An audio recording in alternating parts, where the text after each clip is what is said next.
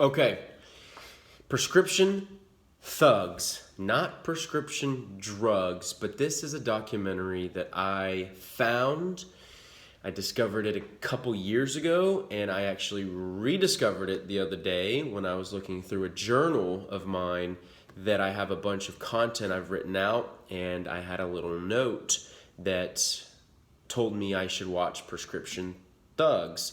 And I did so last night. I found some time. It's about an hour and 20 or so minutes. And I don't normally watch movies. I don't normally watch documentaries or videos longer than like 50 seconds, if you will. But the story behind this documentary was the fact that America has covered up and concealed this industry and has make-upped, if you will, make-upped it as a good, safe, doctor-driven industry. And the fact of the matter is that these doctors, these pharmaceutical sales reps, these people that have been shoving these pills down our throat, are prescription thugs. And I think that there is this alarming evidence that's continuing to pile up, and it's continuing to affect people's lives more so than it's not, that this documentary shines light on. And one of the most alarming things was the fact that I think let's see if I remember this right, in 2015, or in 2013 actually, in 2013 there was about $466 million that was spent from big pharma in lobby efforts, and they employed about 1,400 different lobbyists to make sure their agenda was on the dockets and stuff. And the alarming thing is that there's 535 congressmen, so they almost had like a 3-to-1 ratio just in this pharmaceutical industry to overwhelm these reps and to make sure their agendas were on these representatives' schedule. And so, breaking down the math, they almost had about $400 or something $1,000 per rep per the 535 congressmen and women.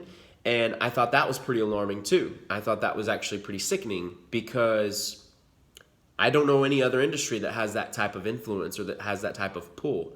And I definitely don't know another industry that right now can go up against that. And so now that we've seen the MORE Act making its way through the House, and hopefully it makes its way through the Senate and things like that, we will hopefully see this cannabis plant medicine industry, or powerhouse, if you will, try to take on this pharmaceutical industry that we've all known and become familiar with, and trusted and allowed to be a part of our culture and life.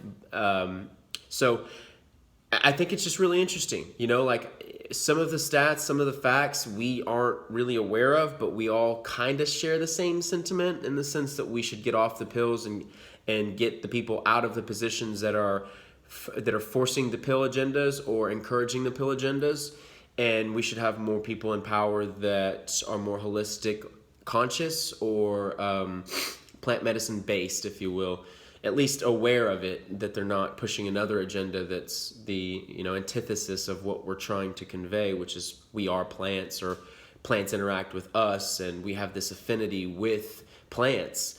They're essential to us. So I think the more that we get people in power positions that are like-minded in that way of thinking, then it's going to look better for us. However, going back to what kind of responsibility and accountability that each individual has is, just as equally as important, because aligning yourself with other people and educating and not spreading misinformation and gaining awareness is better for all of us. Without awareness, there is no choice.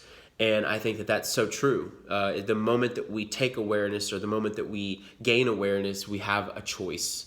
And so I would rather choose healthy, because health is wealth, and I would rather choose natural, because I think that we as human beings have everything that we need inside of us and inside of our environment naturally to thrive and survive in this world. So, and unfortunately, we as human beings have made detriments and have made negative and consequences for the environment that are trickling down into our health and our children's health. And so, anyways, here's this morning's rant.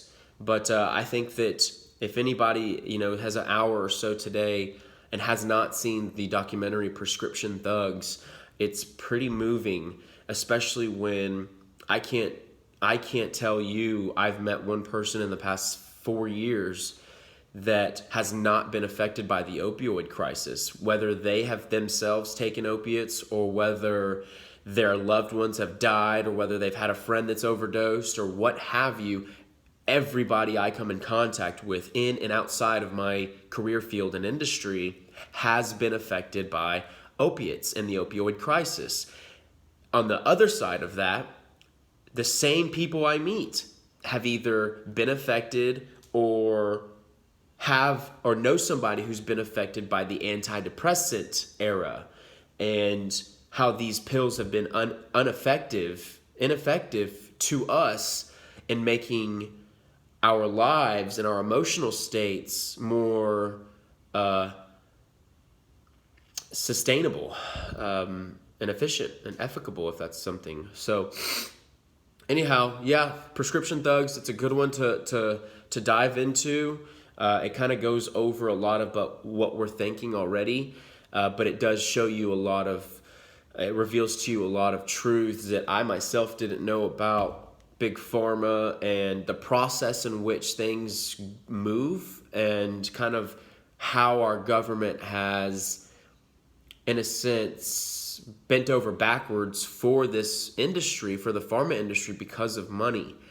And it's not an encouraging thing to want to make someone stay here in the United States. This is what our country is doing, and I think it's something that really we all ought to pay more attention to and share more information on, and hold not only ourselves accountable, but hold the other people accountable. Because my question is that through the MORE Act, like, we're starting to see people have hopes for expunging their records and essentially righting wrongs, which I'm all for, but I think that in this marijuana thing, or this cannabis space, we're missing the whole thing about the war on drugs. It's like you can do this step by step, like legalize marijuana and then expunge everybody's record and set everybody free. But then what happens when mushrooms become the new thing? And then what happens when other plant medicines come the new thing that other people have been incarcerated for? And then what happens when MDMA is allowed in clinical settings because of the trials that are going on right now?